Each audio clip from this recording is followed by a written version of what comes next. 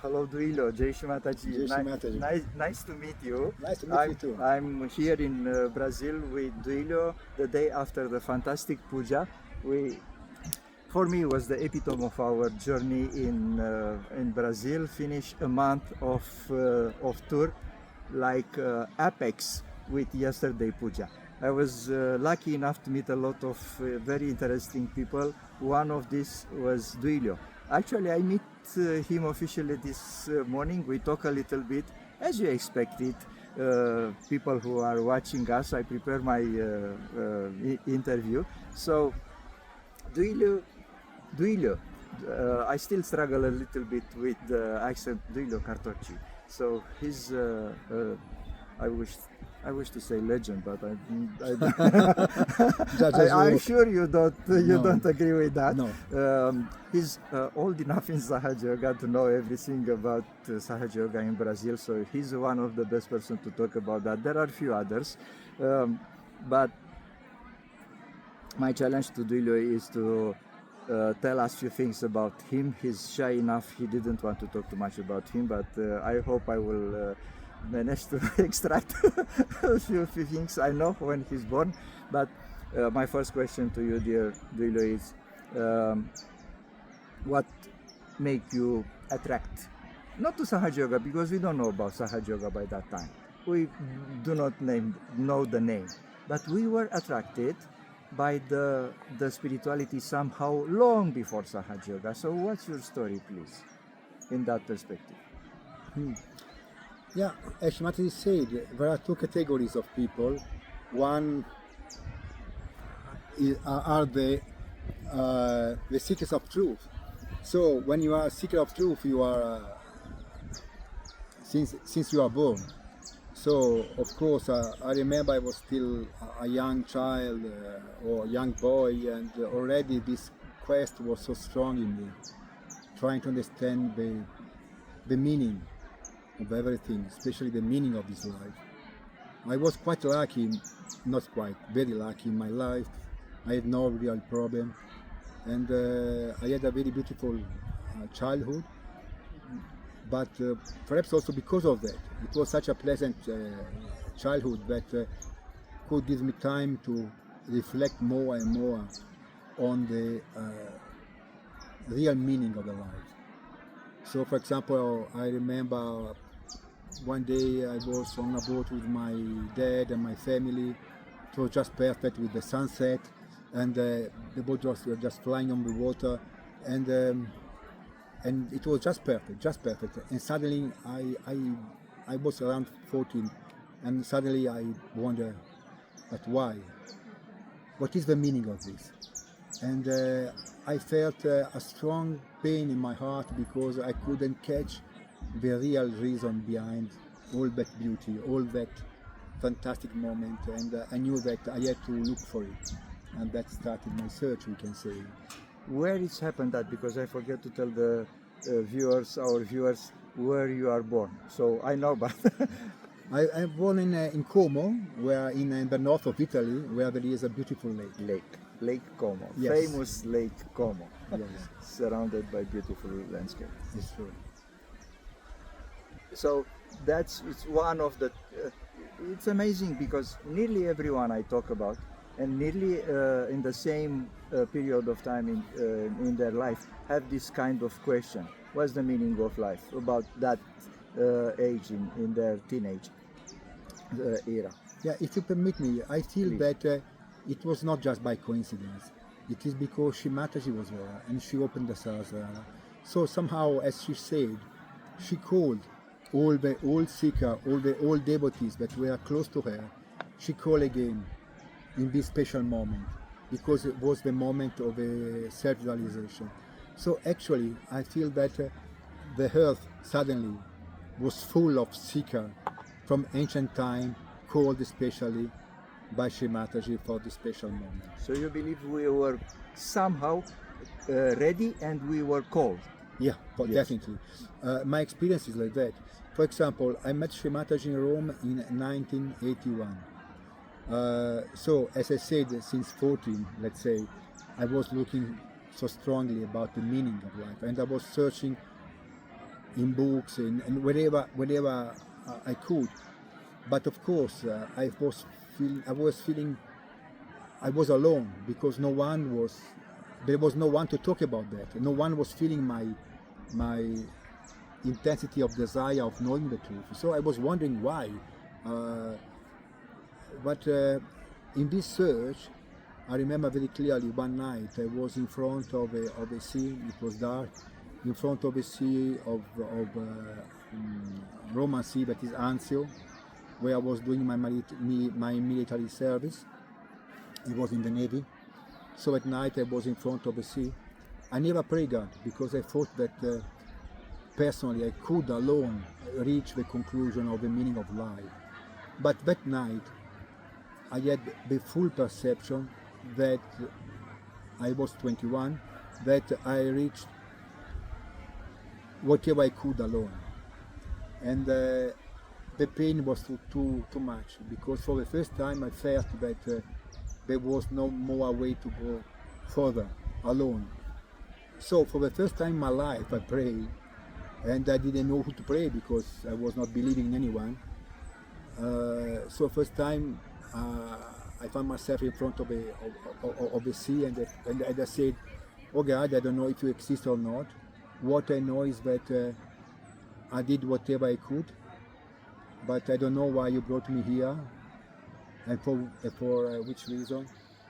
So, but I tell you one thing, that or you give me the all, or you give me nothing. So I'm ready to live my life now. So or you give me something now, or I live my life. Bye-bye. Bye-bye. This is not more interesting for me." And the next day, I went to Rome, and suddenly I found a poster where Mahashivatratri's photo was there. I didn't know who was this lady. And of course, the evening was a public program, and I went there. So that is why I'm sure that she was coming to Rome. She was just shaking my Kundalini, and somehow, because the intensity of that desire was so strong that nothing in the world could stop me to go there.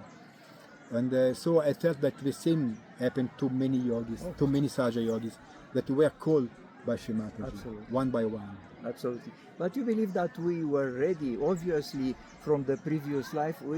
Maybe something good happened in our life to make us to reach that level, to be able to meet Mahashivatratriji. How you think about that? Because I know about the 16th level of spirituality. There are anyway many writings about that.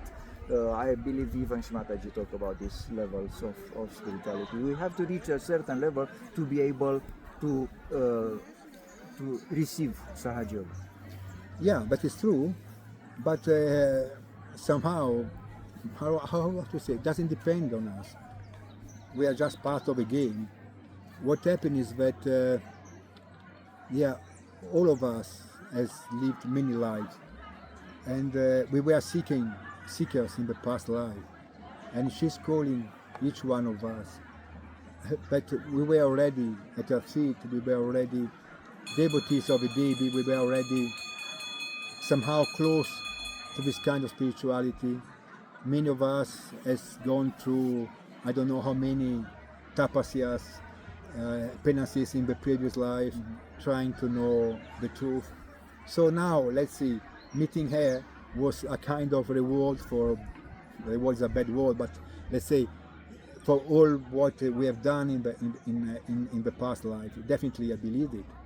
Well, I mean, when I look in the eyes of the young children here in Sahaja Yoga, I can see the background they have. I mean, they are so little children, and already in their eyes there is so much story.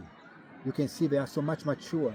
There is lives and lives behind them, on their shoulders. So you see, I mean, looking at these children, they are so mature, so deep, so sensitive. In the spiritual manner. Yeah, in the spiritual manner. I mean, we can say also in all fields, but especially in spiritual manner. You see that they are not just by now. They are coming from long long path. Long path, yes. Yeah, definitely. you meet Shimataji, obviously. You start your Sahaja yoga life.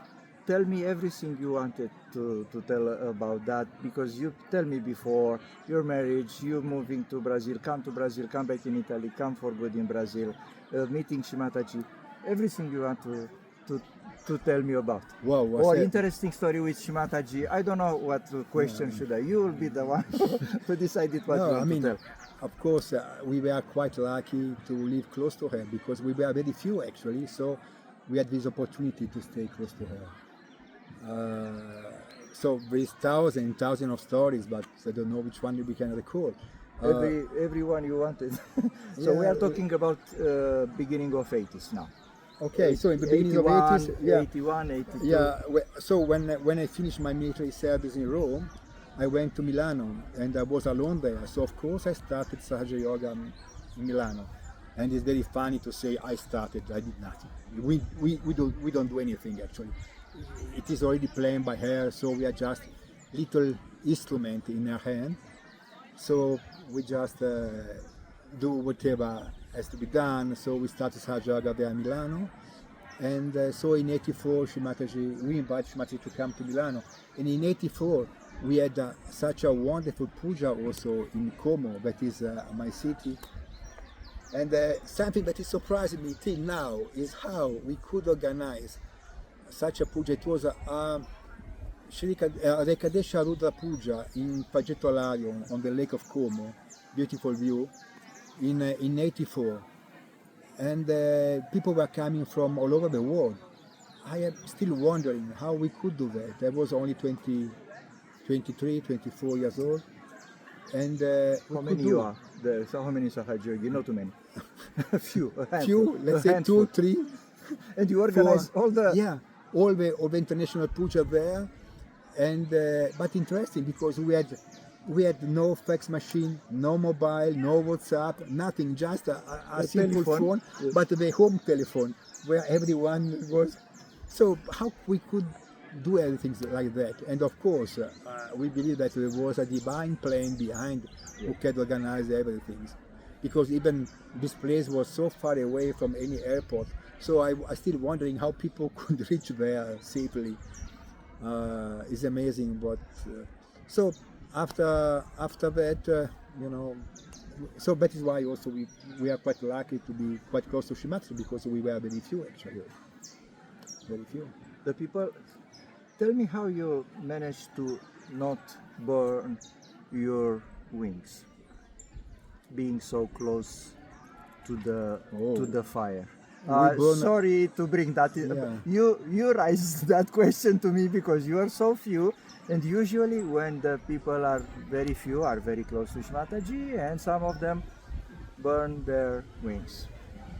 We burn our wings. How you manage to maybe survive is not the best word, but to get over. I mean because it's very strong to be close to Shimataji. It's not easy.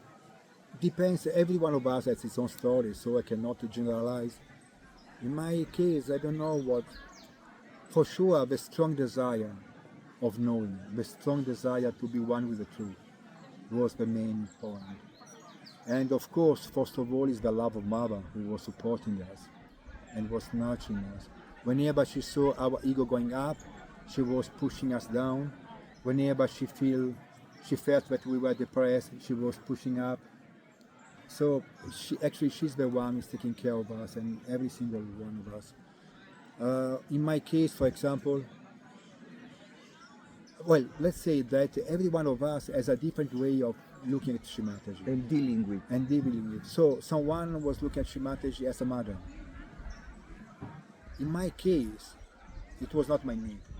So I was looking at Shimataji as the guru. So for me, she was always the guru. So I was ready to accept whatever was coming from her because she was my guru. And you then, have this attitude knowingly or unknowingly? You feel like that, or you set yourself to say, no, this is my guru? No, I came to discover later on. Because of course, when you are like that, you are like that. You don't even know about that. Someone came to me a lady, and she said that once she was talking with Shimataji about me, and Shimataji said to her, Duilio still doesn't understand that I am also mother for him, but he cannot understand it right now. Something like that. At least this is what she reported to me. So I started wondering why she was saying that, and then I do introspection. I did introspection, and I discovered that really Shimataji for me was the guru. So when I was approaching her, it was always with that kind of awe, attitude, completely surrender, full respect, completely surrender. Because when you see Shimataji as a mother, you have the tendency to be like a child. Like that, right. And when you are like a child, you afford a lot of things to do. Yeah. So I can tell you one story about that. Please. A story that I don't mention much. Once we were doing a puja in Cabella. Once, I don't know if you know Cabella, but from the 92 to 95, was the beginning of let's say till 98, the hangar where we had the puja was placed close to the castle. So it was in that period. Most probably it was around 95. And in that time I was not a leader, I was nothing, I just came back from Brazil, so I was just, let's say, a normal yogi. I was very happy about that because I had no kind of responsibility. I was just working in the castle. I am an architect, so I was working with Shimataji on the construction, on the renovation of the castle. But I have no other kind of responsibilities. So there is a road going up to the castle, going from the back of the castle to the hills. And some yogi from French parked the car there along the road. And coming up, I saw this car, and I understood that they were in a wrong position and that the police can give a fine to them. So when I entered the hangar, it was not my duty, but I wanted to tell them. So I took the mic. It was not my duty to do that, but I took the mic and I said, guys, someone let some French car on the way. It is a wrong way to put the car. So please, it's better if you remove it, because otherwise you get the fine. You get the fine. Better to remove it. Of course, it was not my duty. It was even more than I was supposed to do. So, but still, I did it. You feel like it? Yeah, I still to do that. So I did it. And then Shimataji came. We had the puja and blah blah blah. After 2 days, Shimataji called me in the castle. And when I entered her room, she was furious. And I tell you, to stand Shimataji when she's furious is tough, especially when she's the guru for you. So I was shocked, and I couldn't understand why. And then she starts saying, you know that some French guys got the fine because they parked the car there. I didn't know about the fine. But okay, so what has to do with me? You had to prevent it, you had to avoid it. Me, I have nothing to do with that. I mean, who I am, no? Moreover, I was the only one who took the mic, who said, please. But she was furious, and she was giving all the fault. She was putting the fault on me. But rationally, there was no reason. So, and how can you confront the Adi Shakti, your guru, when she's accusing you of something so irrational that you cannot, at least you cannot understand. So you can understand there is some meaning behind, but you don't know which. So you are completely lost. And she was, I just say, left and right. No, truly, she was over the. Yeah, and I don't know how long went on this story, and I truly didn't know how to react to it. And you feel like an ant? Yes, exactly. Moreover, when you know that she's everything's for you, so you don't want to displease her, so you don't know what to do in that situation. Moreover, you cannot understand it. Yes. So what I did was just to completely lay down on the floor in front of her, completely flat, opening my head. No, it is not a namaskar. Truly flat down. You know, the floor. sorry to interrupt. That's the real namaskar. I didn't That's know that, the men. The real namaskar for men. It's fully like the Catholics, fully laid down, fully. That's the in the Puranas. For women, the namaskar is completely with Yeah, knees closer. like an egg, like a embryo. But the men are fully with all the members and all the body. That's I read it in the Puranas. Interesting. It's not the Yeah, interesting. invention. So that is what I did somehow. I didn't know that, but You okay. feel it. Yeah, I feel it. I just Yes. spread down, and inside myself I say something like, okay, if you want to kill me now, do Yeah. it. I'm here at your feet. Do whatever you wish. I completely surrender to her. I open my hand. I don't know how long, how much time passed. And when I get up again, she was just smiling and laughing at me, and she said, I wanted you to be at this point. I want to bring you to this point. To this point of surrender. Completely surrender. Completely. So, you were asking, how do you deal with Shimataji? No, That's the that's the I answer. mean, That's the answer. that is my answer. Yes. Whenever you don't understand anything, just flat down, because she is the only source of everything. You are a philosopher.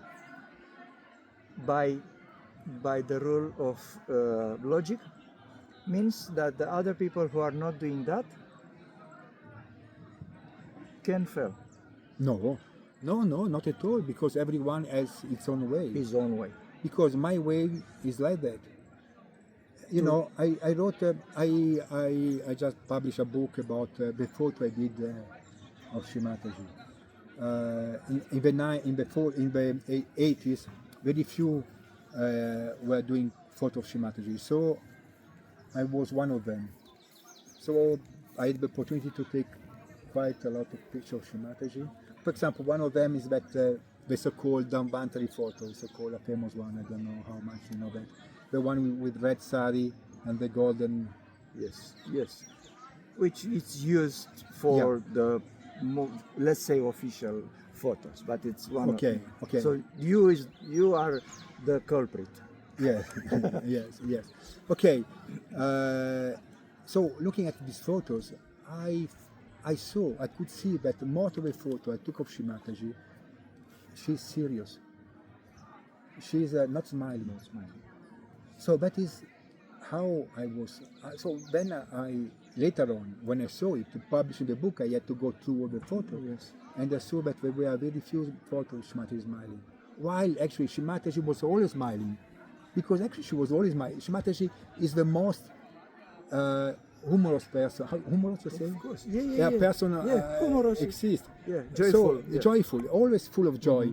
So how could I always take her in that form of the guru? That is why.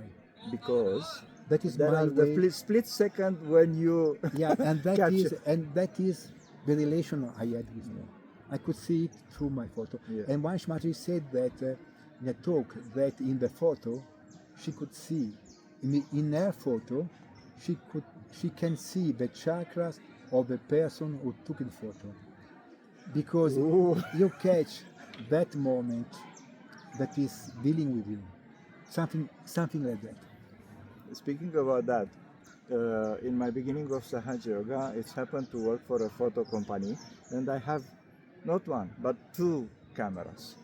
Never ever, not only do not take pictures, but do not take the cameras with me wherever I go. So I never took photos of Shimataji in my first 6-7 years, and after that 11 in Romania. I didn't feel like losing my attention on machinery. Now, let me say one thing on this point. Please. I completely agree with you, because in the 80s, almost no one was there taking photo. So I did it. But you know, as I said before, Shimataji for me was a guru, so it was my duty to take photos. Yeah.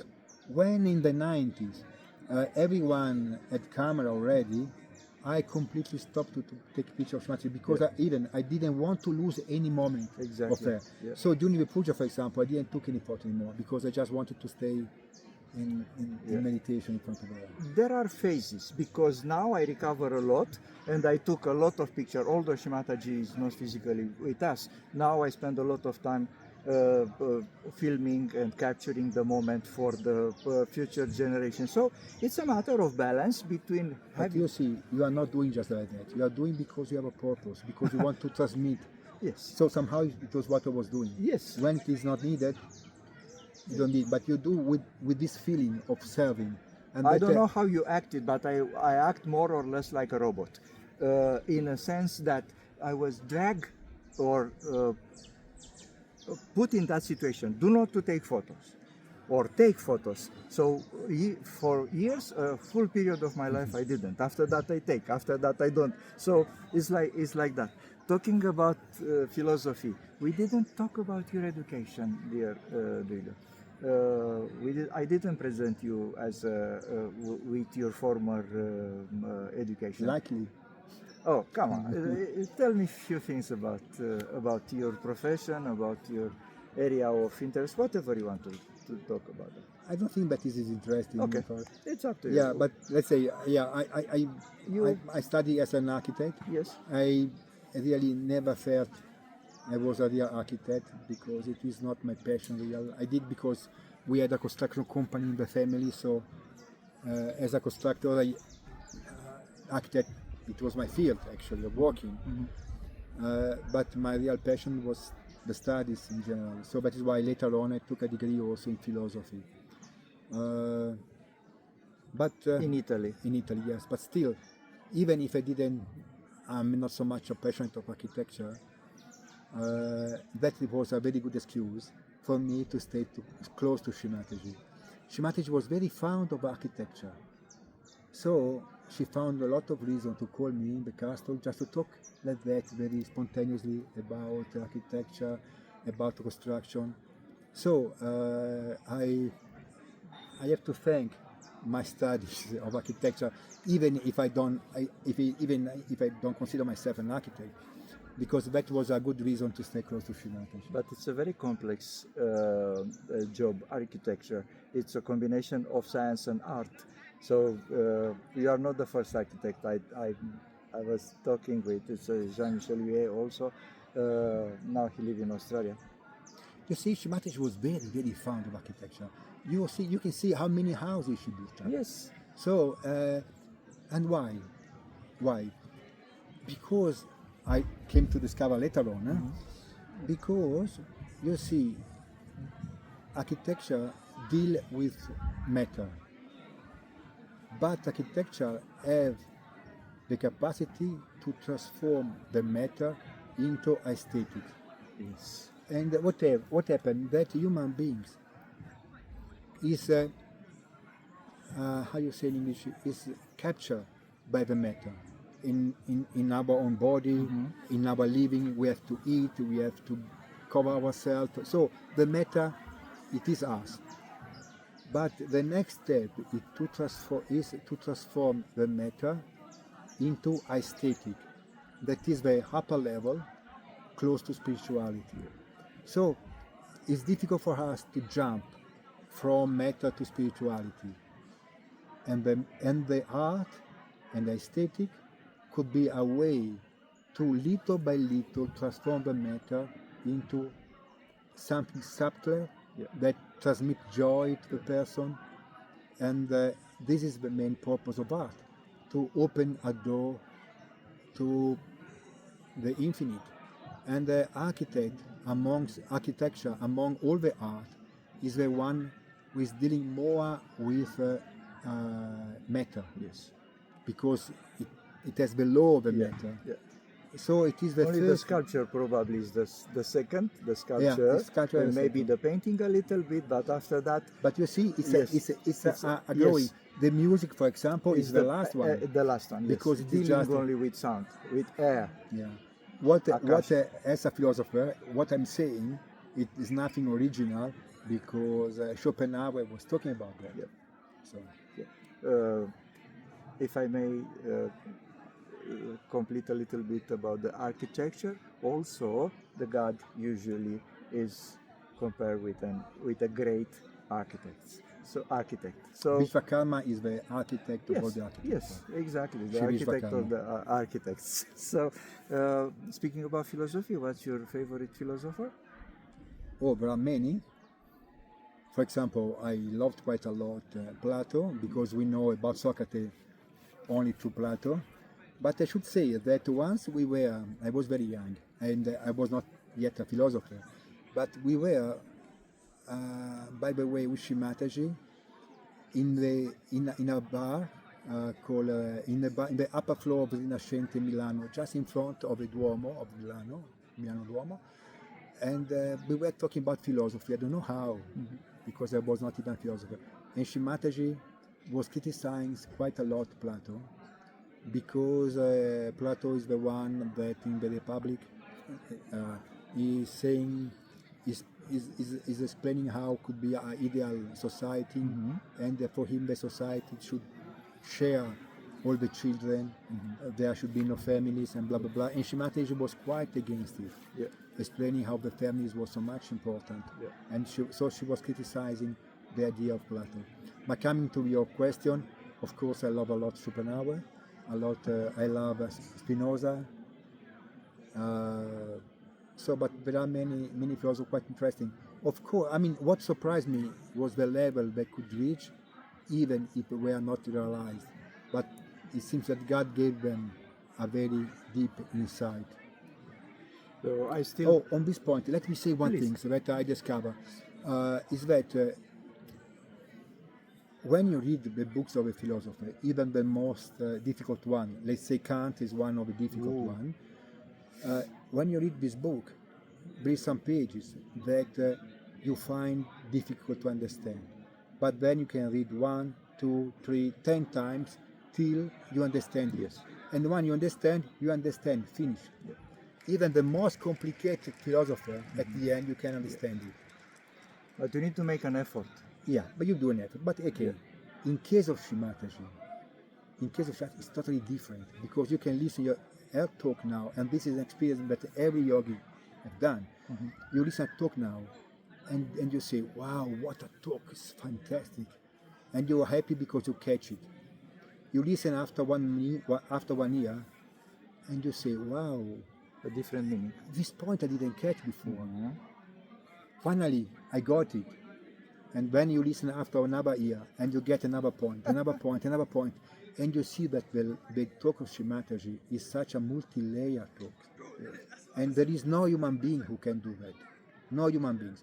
Mataji, she's the only one who ever existed who can have a talk that is different at every day you read it. Because it's so multi-layer, and every time more you grow and more you catch subtleties that before you just miss. That's true. So she's the philosopher of philosophers as well. Absolutely. Well, she's the architect of architect, philosopher is philosopher. She is the doctor of a doctor. The guru of the guru. She could talk about every subject. Every subject. That's true. Like Jesus. Yeah, let me tell one story. Now you are stimulating me. So stories are coming to the mind. I'm glad. There was one period in the 19 when I was living in Como not so far from Cabella. And so there was a period when Mataji used to call me for any reason. The excuse was that she was talking about some roads. So they were calling me from the car, so DUILIO want to see you for the road. Yeah. So I used to run to Cabella. At a certain point I used to have a completely change of dress in my car all day, because ready to run to Cabella at any time. To change. And one night she called me there, and we spent, let's say, all the night just talking till 3, 4 o'clock in the morning. And one day she was talking with me about physics, about quantum physics. And I mean, I study a little of that, so let's say I could understand what she was talking about. But her level was so deep, that she was going deeper and deeper, explaining all the subtleties of the subnuclear particles. So she was explaining of a particle that is inside the nucleus, that the scientists still didn't discover. Yes. And she gave a name that is mesoton, but it's just a name. We can give any kind of name. And she said that this part is the clever part inside every atom. Every atom is intelligent because of this divine particle, subparticle, because that is inside and coming from Sri Ganesha. And she said, you know the difference between, for example, and she was touching a table in front of her, a wooden table. You know, for example, the difference between this table and the human beings. And of course, I let her talk about it. And she said, because when I touch it, this particle that inside the atoms get excited and get vibrated. But when I touch the human beings, they get transformed. Not only vibrating, the human beings get transformed. They get to another level, different from the wood, different from the dead matter. But she was explaining about this particle, and then suddenly she started explaining how inside her body, then the temperature is the absolute 0 Kelvin. Okay. Which cannot be reached by the scientist. The scientist cannot reach it. And she said, that is why I can control the weather. Because inside myself, the temperature is 0 Kelvin. Really? And then I was with my hand open. Let's say, that time I couldn't feel much the vibration because perhaps of my Vishuddhi, I am not so sensitive. But when she was saying that, the vibration were running so strong, it's so cool, and I was completely lost in her description of herself. And she was describing how it is her body inside, you know, and about this temperature, and that is why inside herself. And you know, when you have 0 degree, the matter is completely stable, no movement. No movement. Yeah. And the scientists said that at that temperature, even the electrons and Yes. all Everything is still. Yeah, still. Yes. There is no more movement. So she is the master of movement, and meanwhile she is the control master, it, not and she's the master of a complete stillness. stillness. Exactly. It's the first time when I heard this kind of stuff. It never developed in any, and I don't remember a talk about that. Yeah, that is why. And so I asked Mataji the permission to take note while she was talking. And she said, okay, you can write, you can write. So I was taking a note quite fast, so I catch here and there whatever was in my possibility and my capability in the time. And I wrote this, and of course I put all these data in the book Of Adisha. No, the book I printed. No, because I did this book of photos and of story I had with Mataji, so it is there. Tell us about your books, please. So you have one with the photos. We talked about that. I felt but I did because I felt like a duty I had in relation to Mataji to publish a book with all my diaries. Because in the 80s, when I started Sahaja Yoga, Mataji asked us to keep a diary with our experience, spiritual experience. So I did it, of course, because she was asking. And so I just put all these diaries in a book, because there are many stories like this that I was telling you about Mataji that I felt could be useful for other yogi, and mainly this kind of photo that I felt were quite precious. So I wanted to share with everyone. If we knew before, I will ask you to bring the book to present to the people. It's happened to have the book around? Perhaps we can ask to someone. I saw that many Brazilian have, for example, because in the book That's in Portuguese, the one they have? It is in English. It's in English? Because I tell the story of the beginning of Sahaja Yoga in Brazil. That is why many of them have this book. That is possible to have that book myself somehow? I hope, I'm sure I will send you. You give me your address, I will send you. Wow, that's fantastic.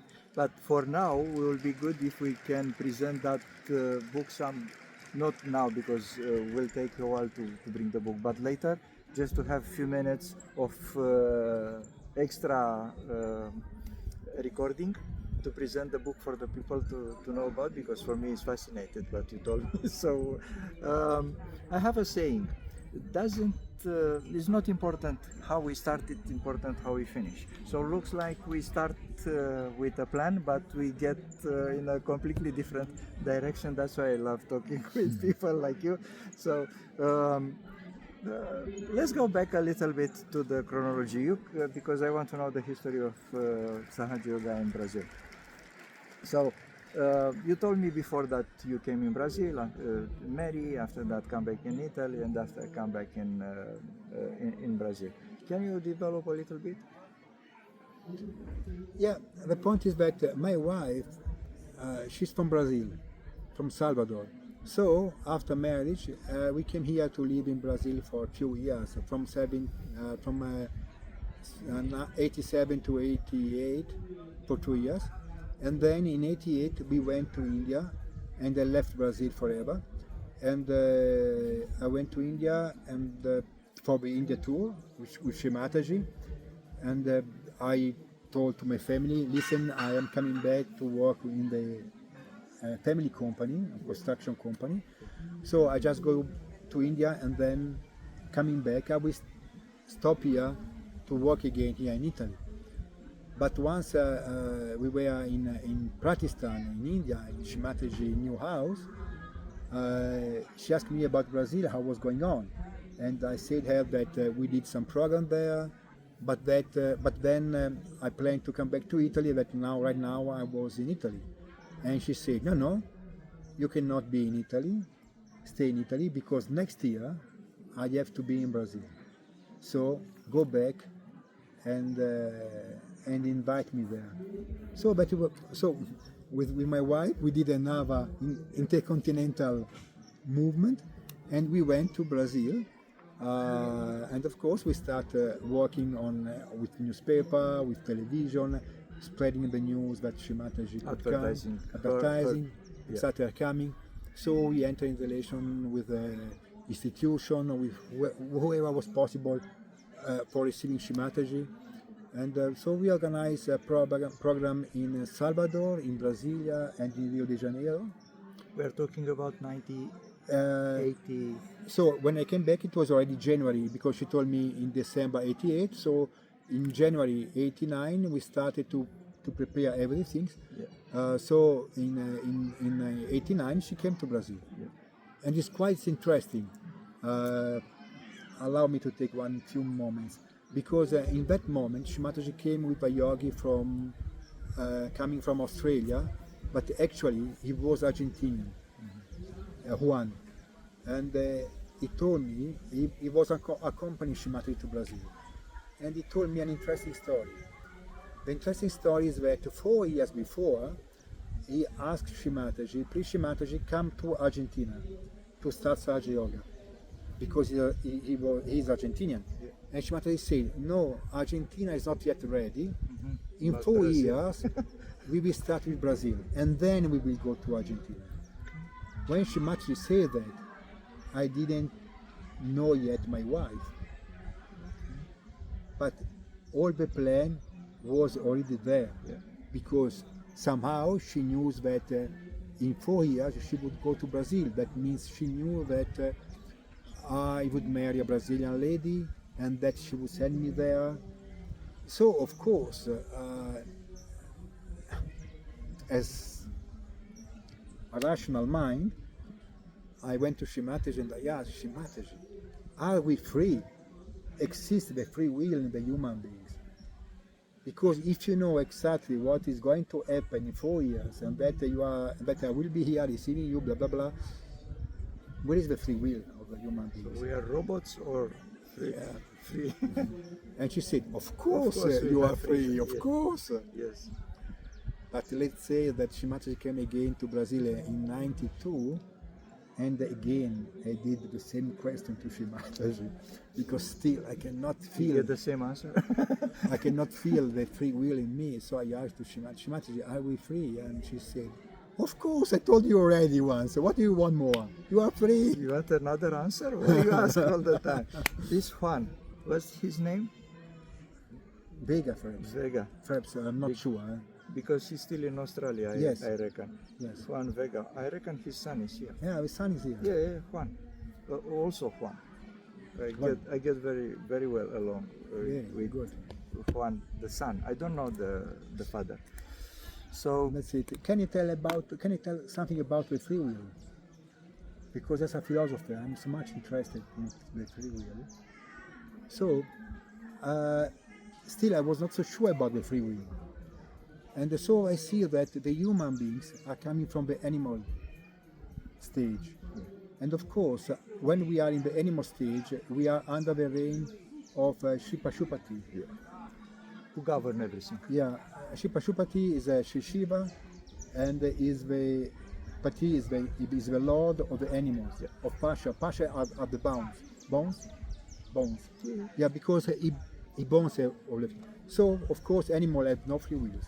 And then the Adishakti came, gave a free will to the animal, and we became human beings. Two legs.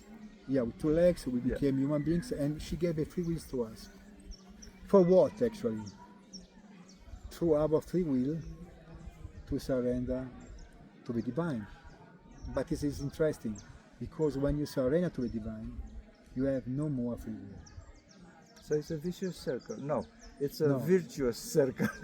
You are growing. Yes. You are going up from no free will, you get to the free will, And come back. and then you deliberately, willingly, you surrender your free will at the feet of the Adishakti. Yeah. So that is the plan of evolution. Yes. And you see, it's quite interesting, because actually all the job of a human being is only one, just to surrender his own free will. And you see, But this surrender have to be natural. These surrenders have to be spontaneous. So you see, when you do such a question to Shimataji, am I free? Of course you are free, because this question imply you say, that still you are not totally surrendered. The fact that you put the question. You put the question is because let's say, to be free, you have to be free of something. So means that you are in the reign of duality. If Just you because putting the question. you are putting the question, so of course you are in duality, and so of course the free will exists. But once you surrender yourself to the divine, in that moment, the question loses its meaning, because freedom has no meaning at all, because you are one with the all. In that moment, you don't put the question. No, there is no question, because there is no duality. So you cannot be free of something, because there is not that something, and there is not you. You are just there is not even you. You cannot say you are the all. It's only the totality. Just a question. There are big difference in the way how the Sahaja yogis, we are talking now about Sahaja yogis, on the level of spirituality between them, or all of us are the same, but just the way how we perceive some.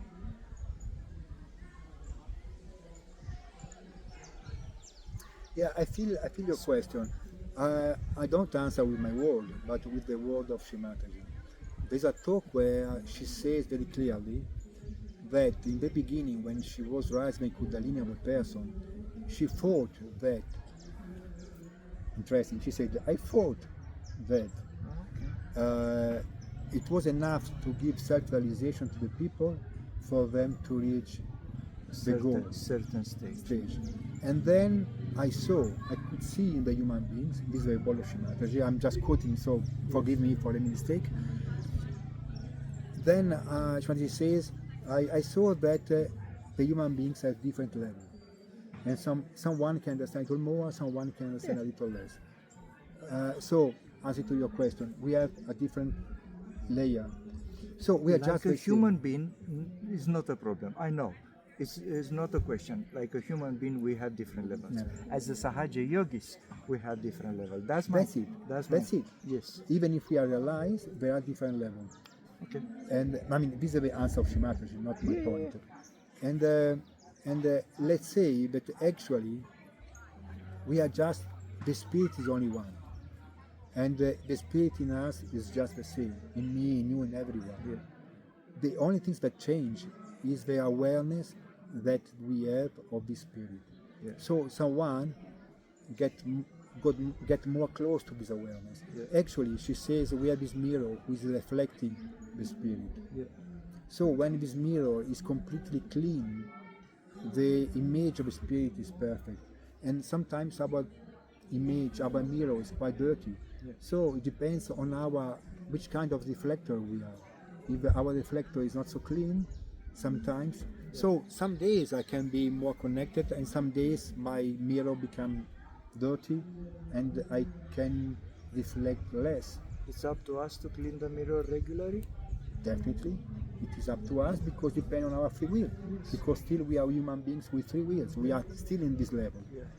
Of course, when we reach that level, then.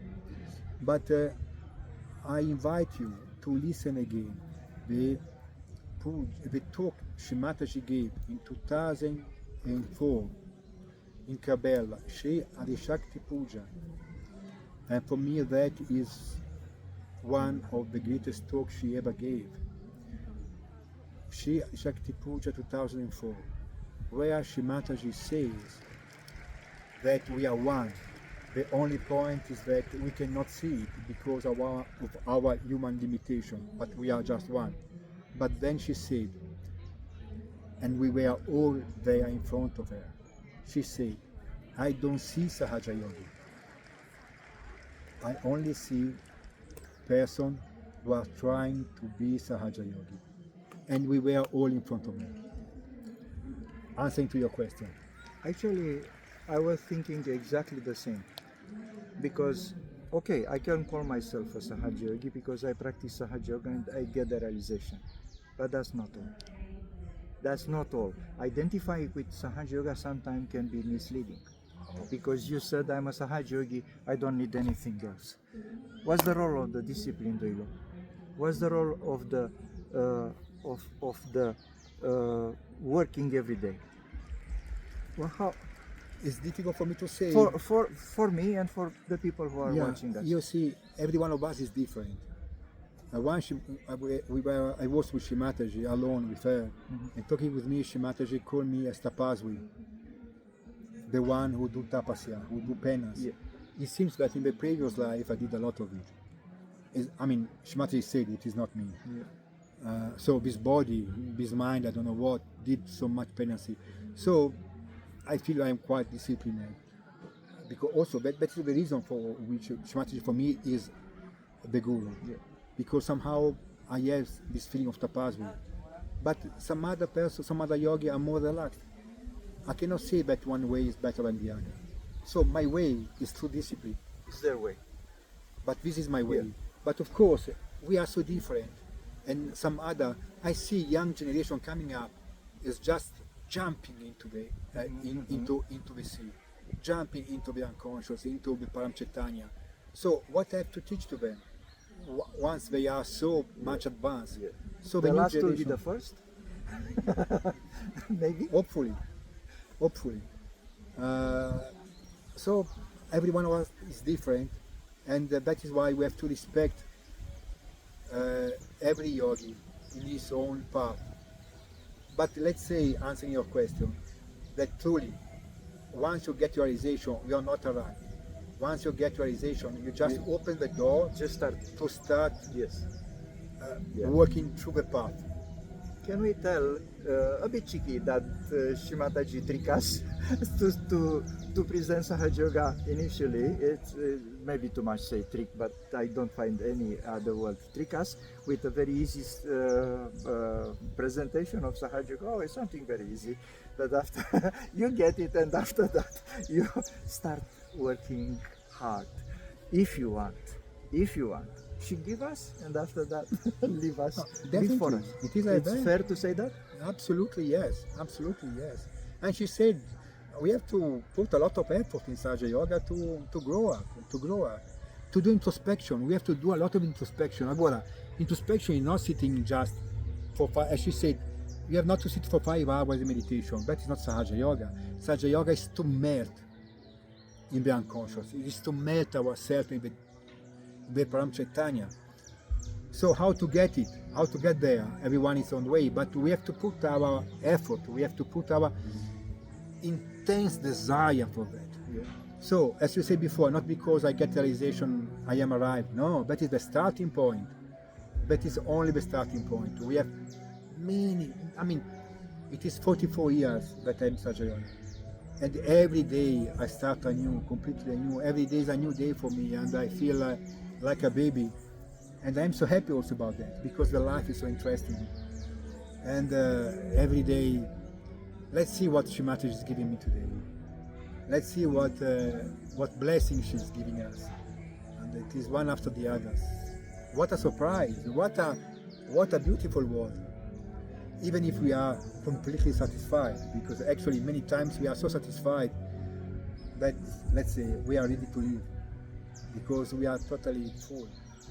But also this world is so interesting,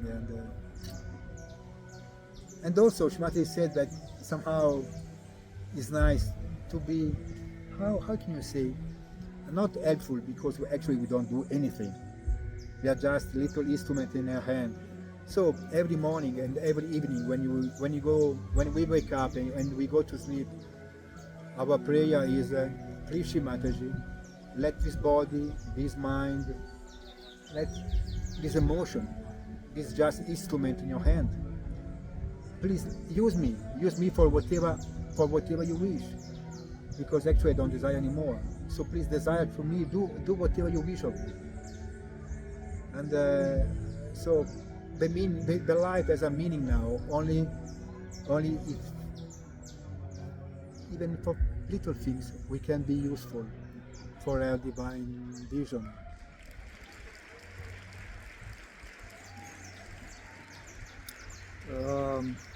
I used to say the important is not the starting point, is the end point, and I don't know, I have the feeling that that will be a good finish point for our discussion. Maybe we can talk a lot about other things, but looks like this topic reached the apex of our conversation. So everything we will said after that will be less than we talk in the last 10 minutes. So I have to thank you very much for agree to talk with me and with the people who are watching. If you want to say something else, No, in just the end, no, please, just to thank you also for this opportunity. that's my job. That's my job, and I do it with great pleasure. It's not a job, so it's a saying. If you find something to do with pleasure, you will never work one day in your life. So obviously now I'm retired, so this is not a job. This is something which I do it with great pleasure, capturing the moment, capturing people like you. And I'm so happy that I'm here. For me, it's the apex of my journey, the puja last night, and now my last day here in the camp. I will leave tomorrow, talking with people like you, also make my journey full. So, dear Duilio, I can call you friend, Brother.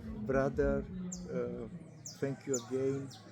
Jai Shri Mataji. Jai Shri Mataji. Thank you, people who are watching us. Jai Shri Mataji, and we will meet some other time or on Zoom. I very much hope that we have a lot of discussion. And if we find the book, maybe we will bring it to the viewers for a few minutes just to talk about, to complete our discussion. Yes. Jai Shri Mataji. Jai Shri Mataji. Jai Shri Mataji.